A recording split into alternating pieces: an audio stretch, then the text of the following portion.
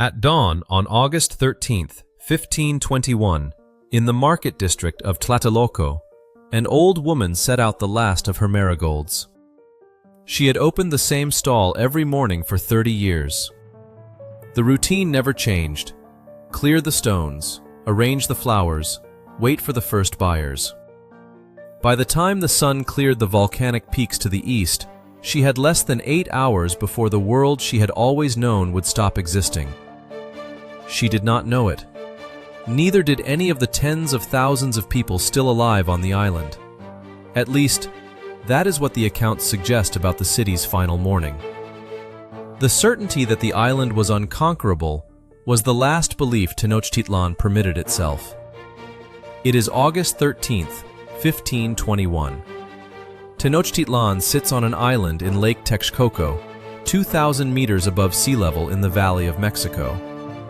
3 stone causeways connect it to the shore. At its height, perhaps 200,000 people lived here, making it larger than London or Paris, and one of the most populated cities anywhere on Earth. For 75 days, those causeways have been the contested ground of a siege the city was losing. The Spanish captain Hernán Cortés arrived from the east 2 years earlier with soldiers, horses, and cannon. But he also brought, without knowing it, a disease none of the defenders had ever encountered. It entered the city before his army did. Smallpox swept through Tenochtitlan in 1520 and killed the emperor Cuauhtémoc within 80 days of his taking power. The new emperor, Cuauhtémoc, was young, perhaps in his mid-20s. He had inherited a dying population, a siege already underway, and an encirclement of enemies he had not chosen to face. This is the morning it ends. It was 1519, and Tenochtitlan had never been taken by an outside force. Cortés had built his coalition partly through alliance with peoples who carried long grievances against Aztec tribute demands, most crucially, the Tlaxcala.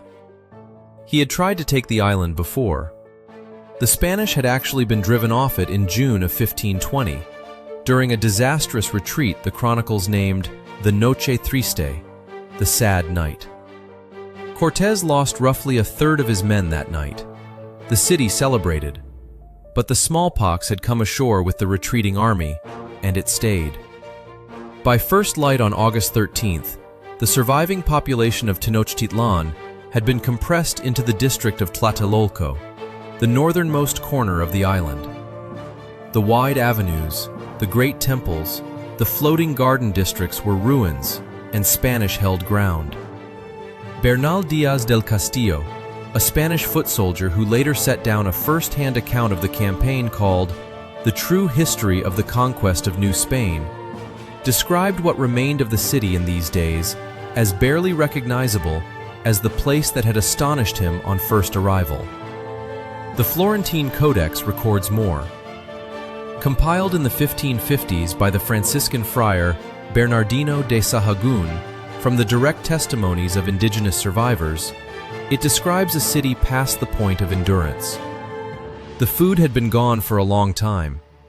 People had eaten bark and leather. The canals were clogged with rubble that the defenders had pulled from their own walls to block the Spanish advance. But the defenders had not pulled those walls down without reason. They had flooded canals deliberately. They had used the ruins of their own city as a weapon. The old woman who spread marigolds at dawn was somewhere in that compression. She was not a warrior and not a priest. She had not fled when fleeing was still possible. She was simply one of the people who had stayed, because the island had always held before. But that certainty had cost the city dearly. Cortés had given his orders the night before. 3 columns, 3 causeways, simultaneous assault at dawn. Pedro de Alvarado would drive from the north, Cristobal de Olid from the south, Cortés from the west. 13 shallow draft brigantines, built in pieces and carried overland from Tlaxcala, had controlled the lake for months. There was no water route off the island the Spanish did not now command. But Cuauhtémoc had not yet given up. He had one option left, and he was keeping it. A Mexican general had reportedly argued weeks earlier for abandoning the island and fighting from the mainland, where open ground might favor the defenders. Nobody listened. That decision, which might have preserved something, was by August 13th no longer revisable. By mid-morning, the assault was underway on every approach at once. The noise of it, Bernal Diaz writes in his account, was beyond any previous experience. The brigantines moved across the lake. The Tlaxcalan warriors pressed across the causeways in numbers the Spanish and indigenous chronicles dispute. Some accounts say tens of thousands. Others suggest over 100,000. But whatever the count, the defenders were overwhelmed at every front simultaneously. Most people never heard what the Mexica warriors had accomplished in those 75 days. They had retaken a causeway from the Spanish once before. They had taken Spanish soldiers prisoner and displayed the sacrifice on the temples in full view of the advancing army, an act Bernal Diaz records as visibly shaking the Spanish forces. They had torn down their own buildings to make barricades. They had fought with what remained until almost nothing remained. But the walls were gone. The canals were filled with the rubble of those same walls, and there were not enough people left standing to hold a perimeter that had once required thousands. The market square of Tlatelolco, the last open ground on the island, became the final point of compression. The Florentine Codex describes what those inside witnessed: the water red, the air heavy with smoke from buildings burned in previous days, the bodies of the dead in the streets and the canals. The great ceiba tree that had shaded the market for generations was still standing, but the market itself was gone, and the square it had occupied was the last ground left. The final act, however, was not the battle in the square. It was a canoe on the lake. By early afternoon, Cuauhtémoc had made a calculation. If he escaped to the mainland by water, resistance could be organized from outside. He was the emperor. His survival meant the Mexica world had not entirely ended. Both the Spanish accounts and the indigenous testimonies in the Florentine Codex record that he made this attempt. What Cuauhtémoc could not know that morning was the position of Garcia Holguin's brigantine.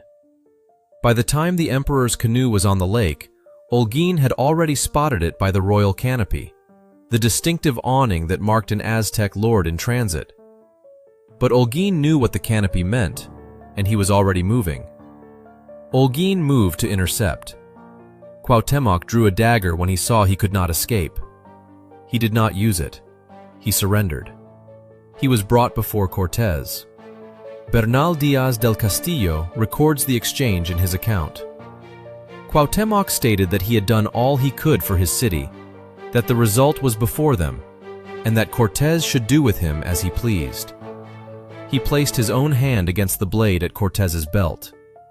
It was, by Bernal Diaz's account, a deliberate act of composure from someone who had run out of options.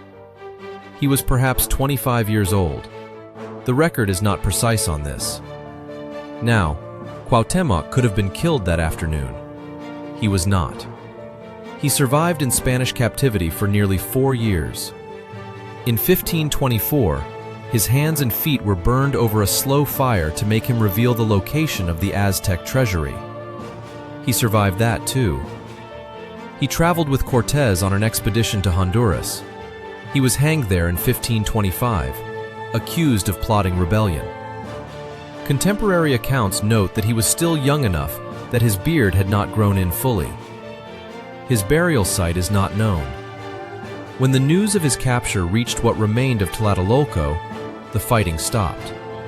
The Florentine Codex describes a silence falling over the rubble. Then the rain came. A heavy summer rain, the kind the Valley of Mexico receives in August, fell across the ruins of the island. While that rain fell, something set in motion before the battle continued. Cortés had issued orders about the conduct of the aftermath, but those orders were not fully followed. The Tlaxcalans, who carried their own reckoning with Tenochtitlan going back generations, moved through the ruins.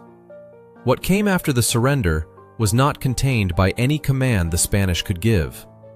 The Spanish did not build beside Tenochtitlan, they built over it.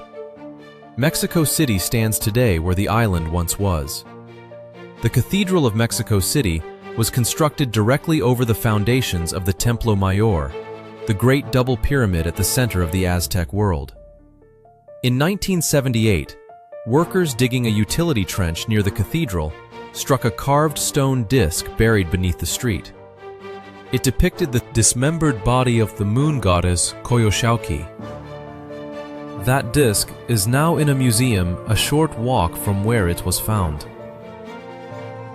The lake was drained over the following 2 centuries. Where the causeways once ran, highways now run. The Florentine Codex survived.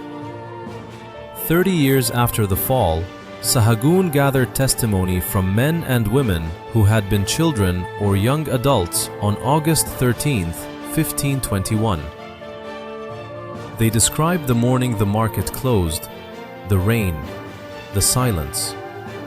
Their words are among the most complete records we have of the indigenous experience of the conquest. What those words and the Spanish chronicles together preserve is this: the people of Tenochtitlan held for 75 days against an alliance that controlled the water, the causeways, and the supply lines, against a disease that had already taken their emperor, against forces that outnumbered them at every count. They fought until there was nothing left. The ones who did not survive believed, as the old woman may have believed when she spread the marigolds at dawn, that this island had never been taken by an outside force and therefore could not be. Every doomed city carries that thought into its last morning. Subscribe and the door stays open. Next time, we follow another last hour in another place where the clock ran out before anyone heard it. And if this story held you, one more is waiting on the end card right now. We spent the last morning of Pompeii the same way. One city, one clock. The hour it all ended. The last day of Pompeii, 79 AD, hour by hour. Tap it on the screen and keep watching.